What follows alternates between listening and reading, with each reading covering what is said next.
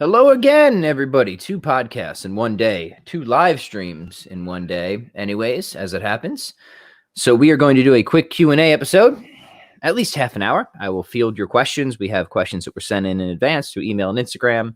But if you're tuning in live, I will be taking a peek over there as well. So do me a favor, check in. Let me know what topics I can consider for you, what questions I can ask for you. Just dump them in the chat box over there. Let me know where you're tuning in from. I always like to hear where people are tuning in from. A lot of people and a lot of interesting places out there.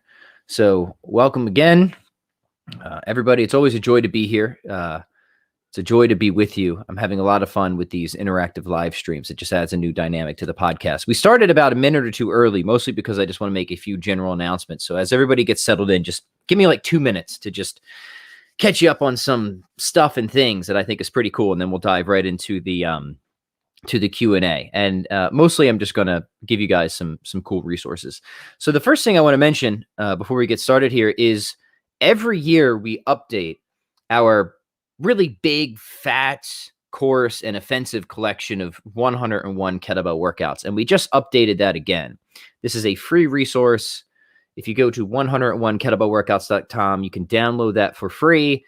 That'll put you on my email list. And as I think pretty much anybody on my email list will tell you, it's worth being there. You know, that's where I share my frequent usings. I share new workout ideas. I share new challenges. It's where you get the most frequent and I think best content for me is on my email list. But in addition, you'll get a nice, big, beautiful PDF of 101. That's 101 kettlebell workouts, entirely free. We've got single kettlebell workouts, double kettlebell workouts, strength-based, conditioning-based. It's all broken out into different categories. If you have the previous iterations, this new one, what we do is every year we go through and we take some workouts out and we put some new ones in, and we just try to keep it as funky and as fresh as possible. So that's free resource number one. I want to mention that to you. Number two is I got to give out a shout out to our current sponsor of the show. And I think this is going to be of interest to you as well. Inverted Gear, great company, family-owned company, very well-known in the jiu-jitsu world, but they've had awesome kettlebells. And there's been a kettlebell shortage out there.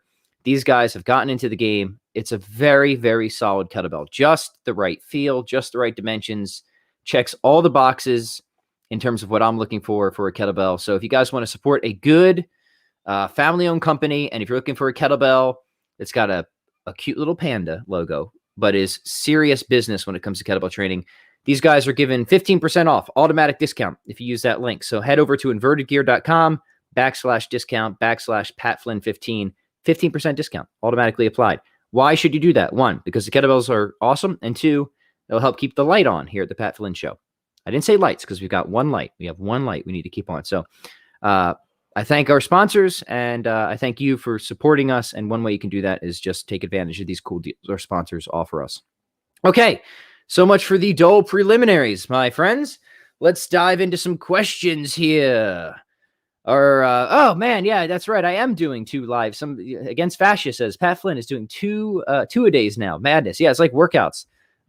In fact, I will be doing 3 live streams today, all on different topics. So this is a very generalist podcast. So I treat my podcast and YouTube channel like a buffet. I put a lot of stuff out there. All of you are welcome to come take whatever interests you, leave what doesn't. So I'm always putting new stuff out. I hope it serves you guys. If you can't keep up with everything, I apologize, but hopefully there's enough there that really does serve you and that is really useful, at least in some area that interests you. We cover a lot of different topics, but I also needed to do this Q&A episode because I promised that I would do this. So let's start with this one from Mike. Mike says, have you ever read the book Explosive Calisthenics by Paul Wade? It details the explosive 6-inch exercises, which are Superman, backflip, front flip, suicide jump, and muscle up. And if so, what did you think? No, I have not read that book by Paul Wade. In terms of explosive movements, I think you should do them, right? So if we're going to be generalists with fitness, we want to make sure that we're kind of exploring the force velocity curve, right? So we do want to take advantage of the kind of heavier, slower, grindy exercises, think heavy deadlifts, squats, and stuff like that. But if we really want a well-rounded general fitness, then we want those snappy, quick, explosive movements as well. Does everybody need to learn front flips and back flips and suicide jumps and muscle ups? Certainly not.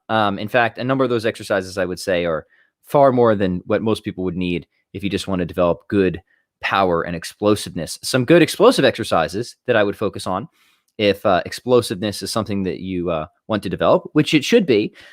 Of course, the kettlebell swing, like that's a no-brainer in terms of kind of low skill, high return. Doesn't take a lot to learn the kettlebell swing, but you get a lot out of it. So unlike a front flip or a back flip, which are technical and can come with all sorts of injury risks, yeah, they're fine exercises. They look cool. But for most people, most of the time, it's just not going to be something that they're going to do.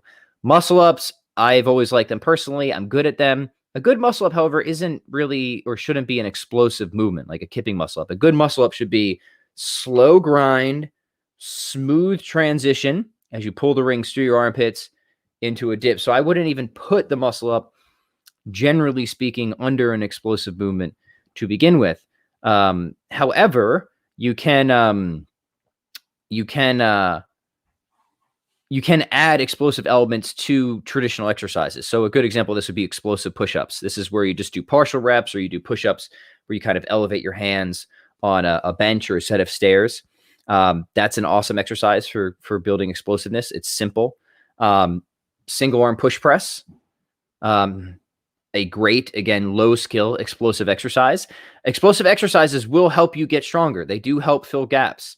They do help with athletic improvement. So I'm a big fan of having explosive exercises in your workouts. They also burn a bunch of calories, right? They're just good for metabolic reasons. However, I don't know if I'm a huge fan of the exercise selections here, but again, I haven't read Paul's book, so maybe he has some arguments and justification that I'm unaware of. So don't take me as saying that I totally disagree with him because I haven't read his book, but I'm happy to talk more if you want to provide any further clarifications there. Good stuff, though, Mikey. Appreciate the question. Next one from Maxwell says, what are the best exercises for push, pull, hinge, squat, and carry? I don't know if there's a best, but I'll give you some of my favorite choices for filling each of these categories. And certainly when it comes to exercise programming, I like thinking in terms of movement patterns more than I do muscle groups, generally speaking, right? So pushing, what are some of my favorite pushing exercises? Ones that I think are going to be, when I think best, I think bang for your buck, right? You're going to get a lot out of this in terms of, neuromuscular activation and building the greatest amount of overall strength in the least amount of time. That's when I think best, I'm thinking in that direction. But if you've got a different idea in mind, then you let me know. Pushing, military press. I like incline dumbbell bench press. I think that's a real good pushing exercise, especially if you're building the upper pecs. Dips, huge fan of dips. So you'll notice between those three exercises, we hit multiple angles, right? So we've got the overhead pressing, we've got, the sort of horizontal pressing at a slight incline. Certainly flat dumbbell bench is fine too. I think for a lot of people, the dumbbell bench is a little friendlier than the barbell bench. I've got nothing against the barbell bench. It's a classic exercise. If it feels good on your shoulders, certainly that can be used. And then dips. And dips are probably Pat Flynn's personal favorite. They also happen to be the exercise I'm best at. And we always like to do those exercises that we're personally best at. I can do a pretty impressive amount of weight on dips. My personal weakest would be barbell bench. I'm just notoriously bad at that. So that's one of the reasons I don't like doing it as much. So my top three. I'll just give you my top three for each of these. Military press, incline dumbbell press, and dips for push. For pull, I'm a huge fan, of course, of pull-ups and chin-ups. That's that would be kind of my number one there. But also heavy single-arm rows, I think, are a great exercise. And then TRX rows and or ring rows, horizontal rows, I think are all just awesome pulling options there. You can have pulling elements and other exercises like cleans and snatches, but if you want like real good, big, worthwhile pulls, heavy single arm rows where you can brace and just pull a lot of weight. Chin ups and pull ups, I'm just counting them as one. And then the kind of horizontal body weight rowing patterns would be my top three for pulling. For hinging, I'm going to go deadlift, obviously. I'm going to go kettlebell swings are going to be in there. And then my third option for hinging, if we want to just get a body weight exercise, if you want to try something that really packs a punch. I'm going to recommend to you, this is probably one you guys aren't familiar with. I used to do this a lot more than I do now. A Harrop curl. HAROP. A Harrop curl. Check that one out. That would be a good exercise that I would classify under a hinging pattern that you could do with just your own body weight. You need to be able to anchor your feet and ankles there. So that's what I would say for hinge. For squats, goblet squats, front squats. I'm a little hesitant to say back squats for a reason that we're going to come up to shortly, but I'll put back squats in there for now because they are such a classic exercise. So goblet squats, front squats, back squats. You know what? Take out back squat, goblet squats, front squats, and Bulgarian split squats. Top 3 for squatting. Goblet squat, front squat, and Bulgarian split squat. If you're asking Pat Flynn for his personal favorites. For carries, I'm going to classify Turkish get up as a carry. That might be cheating, but I'm putting it in there. And then I'm going to say rack carries and farmer carry. Like double overhead carry, nah, not a huge fan. Single overhead, you'll get with a Turkish get up. So there you have it. I hope that is a helpful list for you, Maxwell. That was a really good question. All right, let's keep rocking and rolling. Good stuff, guys. Carol says, good evening from Finland. Well, good afternoon from Wisconsin. Nice to have you here. We have a check-in from upstate New York. Cheers to you. All right, Against Fascist says, which one of those workouts should a guy who is trying to get back into shape, who has been sitting for a year, pick up without being destroyed? Yeah, let me commend to you a few starting resources. If you feel like indulging monetarily, I have a $1 ebook on Amazon. Just $1. And by the way, if anybody really wants this, email me. I'll give you this stupid thing for free. But if you want to, it's $1 on Amazon. It's called Introduction to Kettlebells. And in there, I have a 14-day quick start program, like a 14-day ramp-up program. So that is exactly what I would recommend to keep this simple. Go to Amazon, get my aggressively, mediocrely published ebook, Introduction for Kettlebells. And I think you'll like this because it's just got tutorials of all the basic exercises. It's got pictures. It's got links to videos. And then I give a very simple, straightforward 14-day starting exercise program using the fundamental exercises, which will give you a good kickstart, focus on general fitness, and it will help you to really practice and own those fundamental exercises. So again, that ebook is called Introduction to Kettlebells on Amazon. It's $1. If you guys are so strapped financially that you can't afford the $1 ebook, email me, plead for my mercy, and I'll send you the darn thing for free. I'd be happy to do that. I'm not going to give you any of my expensive programs for free, but I'll give you that one to help you guys out. So I would start there, my friend. If you've been out of the game a while, you're getting back, or you're just getting started, I think that 14-day program will be very helpful to you. Petri says he's got a philosophical question. We're just doing fitness Q&A this time. So Petri, hold on to this question. We're going to do a philosophy Q&A with Jim next time. So I'll save this one and we'll come back to that. I don't want to switch streams here. Raju says, hey, Pat. Hey, Raju. Cheers. How are you, brother? Good to have you on. Keep the questions coming, guys. These are fun.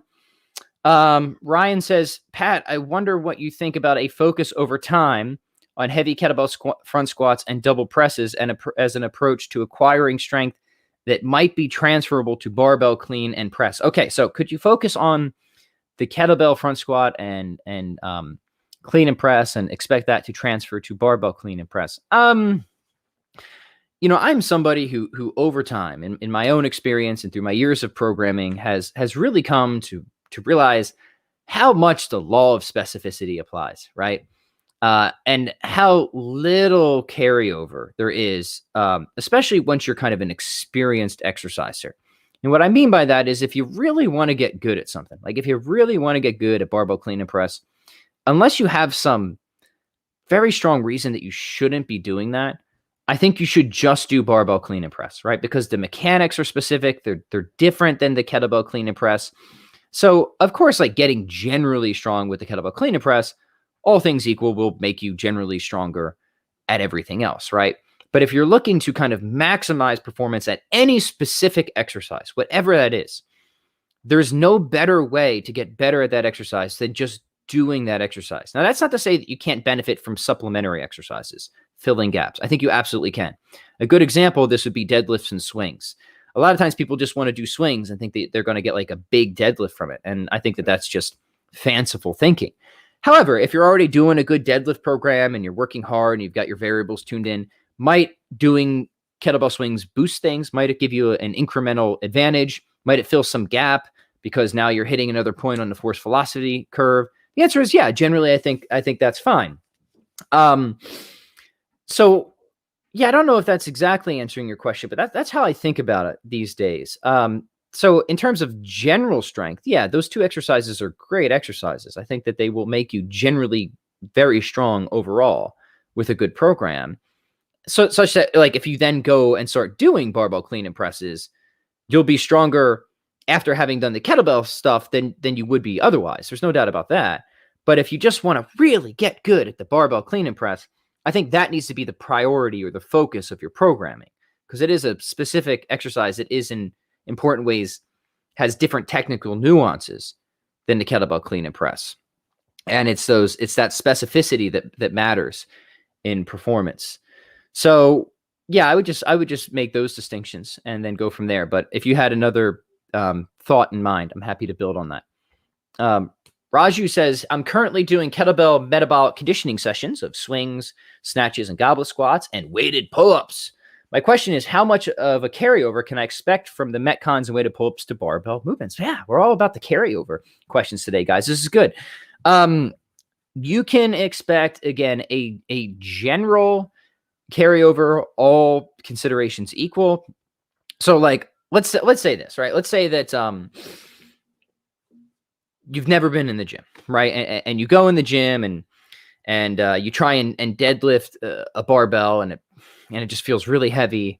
And then you don't touch the barbell and you just go and do a bunch of kettlebell stuff, right? You do metabolic conditioning and you learn the swing and you learn the clean and you learn the double press and you never touch a barbell, but you do all that for a year and you get really strong at the kettlebell fundamentals. Then if you go back in the gym and touch the barbell again a year later, just doing the kettlebell stuff, will it feel lighter to you? Will you be stronger? Will there be a carryover? Yes, definitely, because you've made yourself globally stronger, right? So that is true. That will have carryover. How much? I don't know. It depends on the person, but that barbell will feel lighter, right? It will definitely feel lighter. However, if you've already been in the game for a while, if you've already kind of like been on a deadlift program and you've kind of like pushed your deadlift, for example, I'm just using the deadlift as a specific example. You might be thinking of something else, but just generalizing here. And you've kind of plateaued at the deadlift, right? Or you've kind of stalled out. Then we'll switching to the kettlebell training and doing less specificity, then come back around and help you break that plateau. Possibly, if it happens to just fill some sort of obscure gap. But generally, I want to say no. Generally, I think what you want to do is you want to stay as specific as possible. If you want to just keep improving at the barbell lifts, not to say that you can't incorporate kettlebell training at all. I'm just saying, what should your expectations for carryover be? Stay as specific as possible with the barbell lifts. Become more precise and crafty of how you program. And if you're going to use variety, use specialized variety. Specialized variety means like same but different, right? It's like analogical predication in metaphysics. We'll tie in there for all you philosophy nerds. In the sense that we're going to try and keep things as similar as possible, but vary things just enough that we might fill specific gaps or address specific weaknesses related to that particular exercise. So what would be specialized variety? This would be changing tempo, changing pressing angles a little bit, changing grip positions a little bit, maybe adding bands, adding chains, but not like veering off into a completely different pattern or implement entirely. You might use a different implement, but you're going to stay relatively within the same pattern. So you keep mostly consistent and specific, but then you start trying to find relevant forms of specialized variety to help you move through that plateau. This is how I think you should think about that. So in a general sense, would be getting generally stronger and fitter with kettlebells. Make that barbell that you haven't touched in a year and that you never touched before that feel lighter. Yes, there will be general carryover. But for the veteran, for the person who's been in the game, who's already been training with barbells, kettlebells may fill some gaps, but they're not going to replace or do better than the specific training with that particular implement and the use of intelligent specialized variety. Pavel's got a good article on this over at Strong First. It's called The Workout of the Decade. And he kind of examines two principles that I think speak exactly to what you're talking about, Raju. I hope that makes sense. All righty. Sorry, oops, got to scroll back up. Stevie B asks, hey, brother. Cheers, Stevie. When you and Mr. Dan John chatted recently, you talked about being a good human animal. Dig the term. What would a program look like covering, say, strength, hypertrophy, endurance 4 days a week? Yeah, good stuff. To be a good human animal, to be generally physically prepared. Here's how I would structure this. I would go. All right, let's do the baseline. Let's start at the bottom of the pyramid. What's the foundation? What should you do every single day? You should walk. You should walk and do something for your joints every single day. This is kind of like, think of like a food pyramid, but with exercise. At the bottom of the pyramid, this is like, these are our vegetables, right? Like, this is the stuff we just want to get as much of it as we can. Vegetables and protein. Let's get some walking in. Let's do something for our joints every day. Some light movement, maybe some original strength, some crawling. Doesn't have to take long. Get outside, walk, whatever. Now, 4 days a week, I would do this. If you have 4 days a week, have 3 days of strength and hypertrophy training and 1 day of the sweaty metabolic conditioning stuff. So walking, mobility every day, 3 days of strength and hypertrophy training. And here's how I would have those 3 days. I would go 1 low rep heavy day. I would go 1 moderate rep, 6 to 12 rep, kind of 3 to 4 sets, more focused on muscle building day, right? So low rep heavy day might be 5 reps or fewer, multiple sets of the big fundamental movements. The moderate rep muscle focused day would be 3 to 4 sets, 6 to 12 reps, fundamental movements, push, pull, hinge, squat, carry. And then I would have 1 day that's higher rep, more endurance, but explosive based. So, maybe 8 reps and higher, a little bit lighter weight, but really focusing on moving the weights quickly. So now you're going to do the push presses, the swings, the snatches, stuff like that. And then, so that would be kind of your strength and hypertrophy, 3 days a week. And then 1 day a week, I would just do some type of varied metabolic conditioning routine. You could grab a complex from random, from my 101 kettlebell workouts guide, if I can plug that again. You could go to my YouTube channel, grab a complex from random. The idea when it comes to conditioning, this seems to be a current theme, and I like this, guys, is when it comes to strength, if we want to get stronger, we need more consistency and less variety. We got to keep practicing those things we want to get good at with strength. With conditioning, however, and metabolic conditioning, it's kind of the opposite. We actually want more variety. We want to kind of like, if we start to get too efficient at something, which is good if we want to be strong, because efficiency leads to better performance. So it's good if we want to be strong, but if we want to kind of keep sweating and just burning the gas for the metabolic conditioning, then we want to actually try and stay somewhat inefficient. So that's where variety is helpful. So maybe on one of those days you do hill sprints, another day you do complexes, another day you do interval running, another day you go on you do bike sprints, swimming sprints, just mix it up. And so like have fun with that metabolic conditioning day. So bottom of the pyramid for being a good human animal, daily walking mobility, 3 days a week of strength and hypertrophy work, heavy day, moderate hypertrophy day, and a kind of explosive power day, and then 1 day of varied metabolic conditioning. I think that would be a really solid framework. I think you get a lot of mileage out of that. So sweet. Good question, Stevie. Hope that helps. Mike says, like you, I am a martial artist. If you could only do 2 supplementary exercises to improve your martial art, what would you do? Yeah, good question. Somebody asked me on Instagram yesterday if I was a good martial artist. And my response was something like, I am aggressively okay. I'm aggressively mediocre. My martial arts background is Taekwondo. That's how I got into fitness, actually. The first kind of foray into fitness was Taekwondo in high school. Competed in college. No major championships to speak of.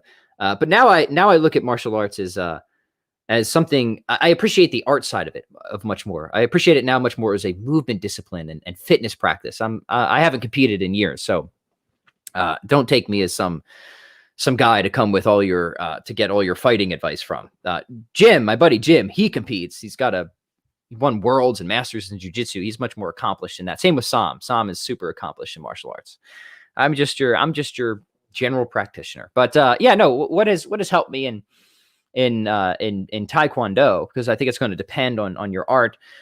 Swings were something that definitely did, right? So this is, Sam and I were big on this, and because Sam was my Taekwondo coach for a while. So swings were something that we really noticed helped with explosiveness, hip snap, power, follow through for the Taekwondo kicks. So swings are definitely one of those exercises that I noticed were absolutely worth supplementing my specific practice with. And again, this is a theme that I keep returning to on this episode. It's a good thing, is specificity matters.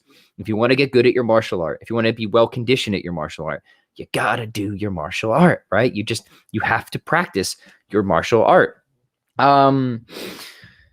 What else for Taekwondo was useful? I always kind of followed just a generalist program. So the key for Taekwondo, I wouldn't even say an exercise, but an approach, was you never wanted to be too heavy for Taekwondo. So I always wanted to kind of keep the stuff I was doing when I was more serious about Taekwondo kind of low rep and explosive. So, any exercises that would help me do that, especially for the lower body, like swings, but you can do it with explosive, with double cleans and snatches and you can even be kind of low rep and explosive with squats as well. That was really important, because if I started doing the higher rep stuff, I would start to get too sore, too slow, and I would start putting on muscle, which sounds great, but on Taekwondo, you kind of actually want like skinny legs, right? You want to be able to like tag somebody very quickly. So you don't want to be carrying around any excess weight. Like, you got to be really zippy.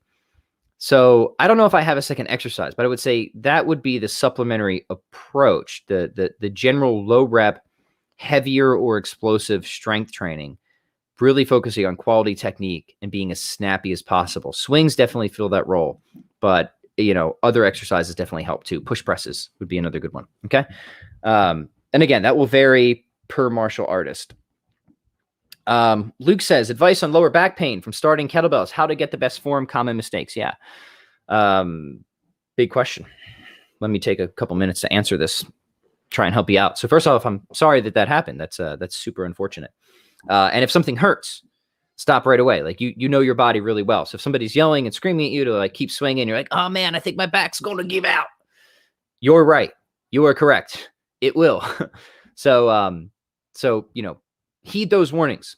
They're there for a reason. And just your body, use common sense. If something doesn't feel right, take the time to just back off and get some advice. Okay. So first thing, you can get issues with your low back for numerous reasons. One is you might just have pre-existing issues. You might just have something that's already going on, and no matter what, the kettlebell swing is going to be an issue. And there's some people out there that just want to say like, no, anybody can do a kettlebell swing. And that's just not true. Sometimes people just have pre-existing issues or previous injuries that just make some exercises not a smart thing to do. That's as true with the kettlebell swing as anything else. So that's a possibility, but let's just bracket that off, but don't think that might not be the case. That's just something that needs to be addressed by a professional. All right. 2 other reasons people might get issues in their back kettlebell swings. One is, not good technique, right? So what I can say, Luke, and maybe some people can link this in the comments if they have YouTube open, is I've got like at least 3 or 4 pretty in-depth tutorials on the kettlebell swing on my YouTube channel. And I've got one video. I actually did it for Lifetime or live stream or life something. It was Lance Armstrong's website, whatever. It's called 5 kettlebell swing mistakes and how to fix them. I would look at that video because that goes through exactly what it says, 5 common kettlebell swing mistakes. There's a few highlights. One is you want a good neutral spine, and that means you want that sort of good crown to coccyx alignment. So you should be able to put a broomstick on your back, and at all times that broomstick should touch the back of your head, upper back, and tailbone as you're moving through the hinge. So that neutral spine alignment is very important. Number 2 is you want to make sure you're getting your hips back, that this is a hinge movement. that you're not rounding your low back, but that the hips are really powering the exercise. That is also very important. Knees should bend, but generally they shouldn't really come forwards. We're trying to minimize ankle flexion. Good diaphragmatic breathing is key. We want that intra-abdominal pressure. That's going to help build the security and the stability around the spine. So those are mechanical points to keep in mind. And that's something that you're going to want to review the technique, and also, if possible, have a coach look at your technique. It's one thing, this goes for everybody watching, right? It's one thing to watch a video and think you know what you should be doing. But oftentimes people can have the right ideas in their head, but they aren't executing them. So you want feedback going the other way around. You don't want just a video teaching you. You want somebody watching a video of you, or even better yet, watching you in person, so they can help point out nuances and mistakes that you might be making but aren't aware of, right? So at the very least, if you aren't working with a coach, at least film yourself performing a couple set of swings and then compare it to a video where the kettlebell swing is well demonstrated, and see, do you look like that, right? This feedback process is really important, because we're just not very good at sort of knowing ourselves in space a lot of times, especially when we're in the action. So you want to get that feedback. All right. So technique is important, like you said. But number two, people can have good technique, but they can also jack themselves up because they just have poor programming. They do too much too soon. They might do too much volume too soon, too much density too soon, or too much weight too soon. So it might not even be a technique issue. It could just be an overuse issue or dumb programming. So sometimes people think that because somebody got jacked up with kettlebells, that their technique was bad, and they start trying to hyper analyze their technique, but their technique was fine. The problem was the program you gave them. The problem was you gave them a dumb workout. And that's why they got hurt, because it was just too much. It was too much weight. It was too much volume. So those are two really important things. It's not just technique. It's also application. So, be prudent. I mentioned earlier to one of the gentle listeners that I've got a very nice, challenging but reasonable Kickstart program in my $1 ebook called Introduction to Kettlebells on Amazon for $1. I'll give it to you for free if you email me, if you want to save yourself the buck. And it's a 14-day program. It's very reasonable in terms of volume and intensity. You can auto-regulate. So once your and that ebook will teach you the technique too. It breaks down. Once you have that, do the 14 days. I think that'll give you a good start there. So I hope that helps you, Luke. So one is, screen for pre-existing issues or conditions that just outright say the kettlebell swing is just not going to be your friend right now. 2 is technique, and 3 is application or programming. Those are the things to keep on the lookout for. Ryan says, hard to argue with that. Thanks for taking my question. Appreciate it. Hey, man, thank you for asking such a good question. I appreciate you guys. I really do. This is a lot of fun for me, and I hope that you all find it helpful. Raj says, I am, in response to his previous question, I'm a beginner to both barbell and kettlebell stuff. So yeah, in that sense, getting stronger with resistance training and fundamental patterns with the kettlebell will have a general carryover to the barbell. But my same advice applies. If you really want to get good at something, and that is the one thing you really want to get good at, you have to practice that thing specifically, right? Tom says, Tom's trolling. Tom says, I'm currently doing kettlebell front squat, clean and press. How much carryover will there be to stroller jogging with my daughter? For those of you who listened to a conversation with me and Dr. Jim a couple weeks back, Jim had some direct things to say about stroller jogging. So cheers for being a consistent listener, Tom. I think you'll experience tremendous carryover in both directions. So I'm a supportive stroller dad, by the way. That's me. Just as me and Dan John, part differences over lunges and single leg stuff. I'm not sure I'm with Jim entirely on being anti-stroller dad. So Raj, to clarify, is he's under lockdown. That's why he wants to know the carryover question. Yeah, so that's understandable. You just don't have access to the barbell. There will be general carryover, to be sure. All right, gentle listeners, let's take a few here. Really good questions, guys. This is fun. Jason says, I seem to get stuck at a certain number with weight loss.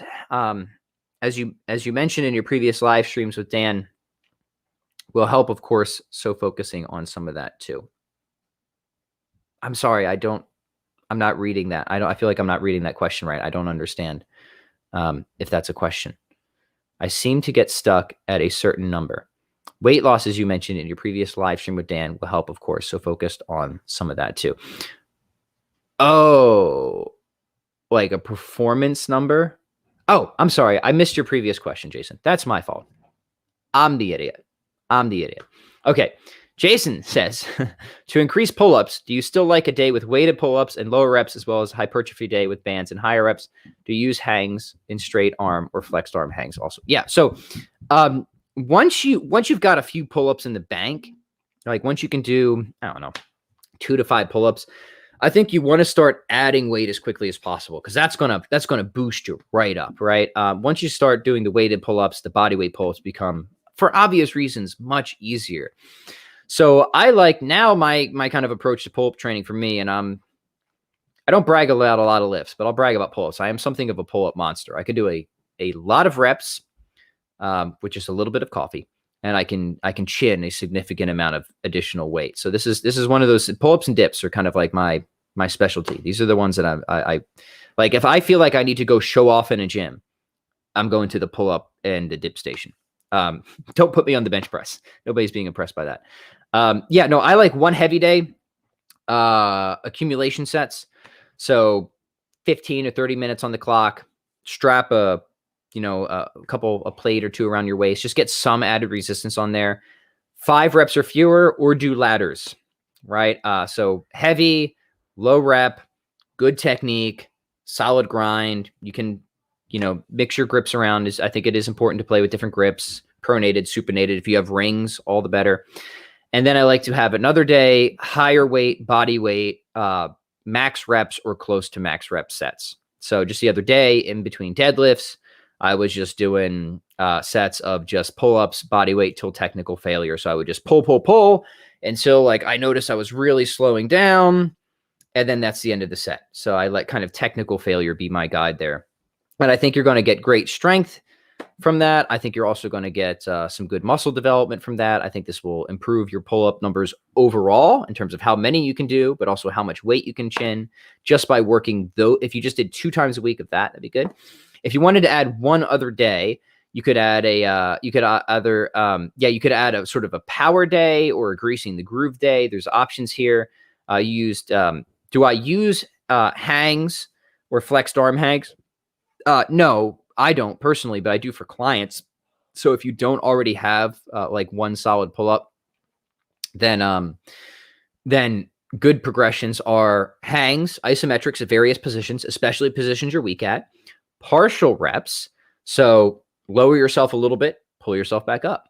And then over time, try to lower yourself more, pull yourself back up, trying to get, especially through those weak spots. Assisted reps, so long as the assistance is helping you where you need it, right? Sometimes just putting bands on is problematic because sometimes bands will help you where you don't need it, and they won't help you where you do need it. So they're helping you at the spot in the pull-up you're already good at.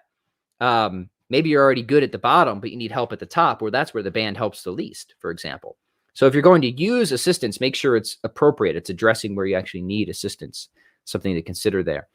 So isometrics, partial reps, and eccentrics, just slow, controlled lowering through ranges of motion, are good progressions to use for people who don't already have their first pull-up. Once you have a rep or 2 in the tank, I think you do what I recommended. You get at least 2 days a week, 1 day with some extra loading, and that extra loading can be very light at first. It might just be an extra 5 pounds. That's fine.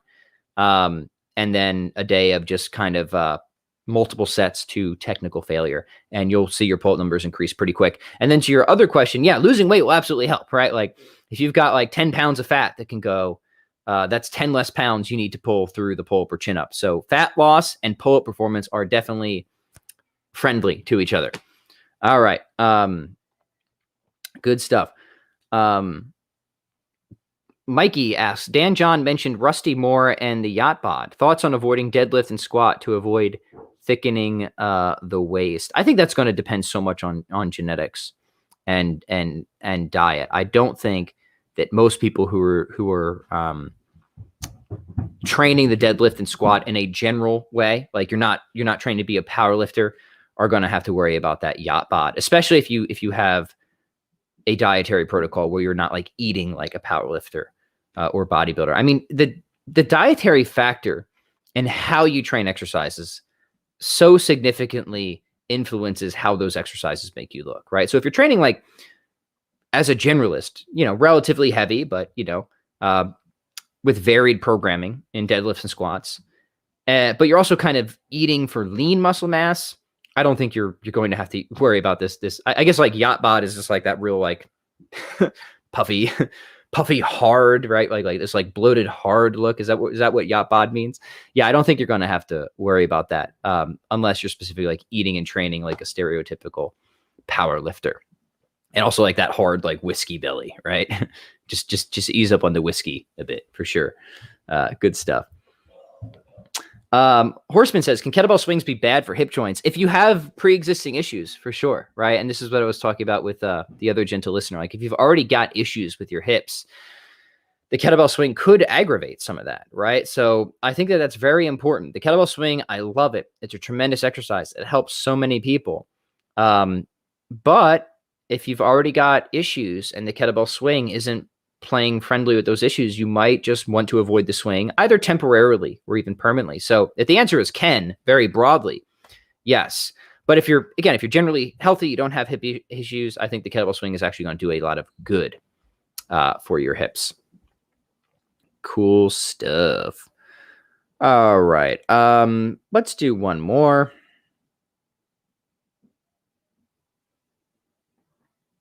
Brian, you're up. You're the final question. Then I got to wrap this one up. I had a program design question regarding Dan John's current Olympic lifting easy strength for fat loss.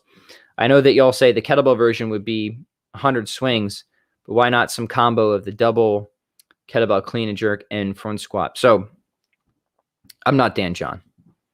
So take this for what it is.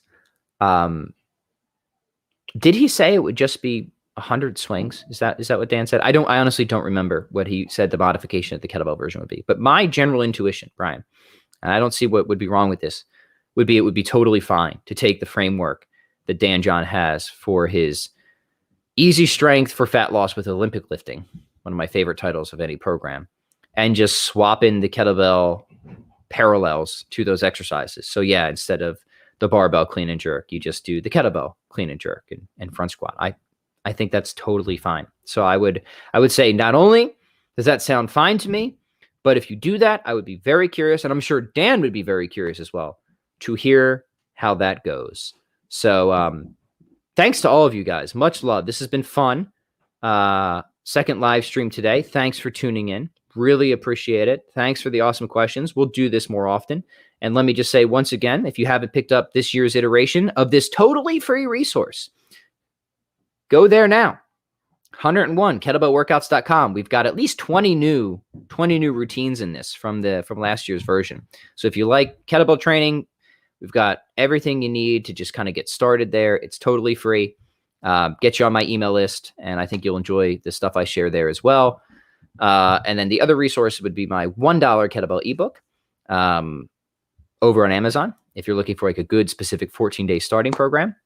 And then let me give one more shout to our sponsor, Inverted Gear. They make awesome kettlebells, and they are offering you, gentle listener, that's you, 15% off, which is a pretty good deal, on their very good Pat Flynn approved kettlebell line. So if you're looking to expand your kettlebell collection, please consider heading over to Inverted Gear. The discount is automatically applied if you use that link, invertedgear.com/discount/PatFlynn15. Guys, I love you. Please like, share, comment, subscribe, and we'll catch you on the next episode.